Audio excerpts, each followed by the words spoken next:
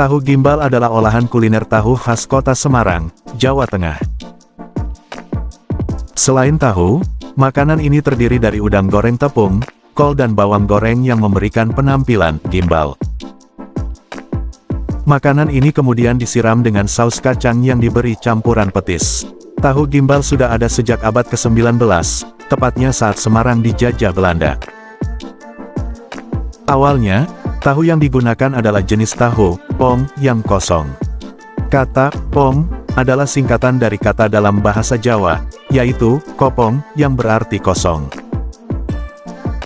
Karakteristik tahu ini akan mengembang saat digoreng hingga matang, namun menciut saat dibiarkan agak lama. Secara penampilan, tahu gimbal hampir mirip dengan sajian ketoprak Jakarta. Hanya saja di sajian tahu gimbal ini menggunakan udang dan kol, sedangkan ketoprak Jakarta menggunakan bihun, kecambah, dan telur.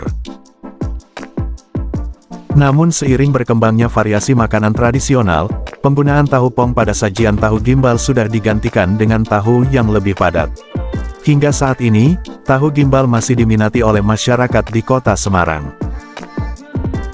Rasanya gurih dan manis dari sambal kacang serta sensasi renyah dari udang dan tahu goreng membuat makanan ini tidak usang dimakan waktu. Hal ini terlihat dengan banyaknya penjual tahu gimbal di ibu kota provinsi Jawa Tengah tersebut. Salah satu warung penjual tahu gimbal yang legendaris adalah warung tahu gimbal Lumayan Pak Men. Warung ini juga dikenal dengan warung tahu gimbal Pelampitan dan sudah berdiri sejak 1950-an. Nama, Pelampitan, diberikan karena lokasi warung tersebut berada di Jalan Pelampitan dan tidak jauh dari Hotel Pelampitan. Lokasinya juga terbilang sangat strategis karena berada di pusat kota. Meskipun warungnya kecil dan hanya menampung 10 orang saja, warung tahu gimbal ini sudah menjadi favorit warga untuk menyantap tahu gimbal.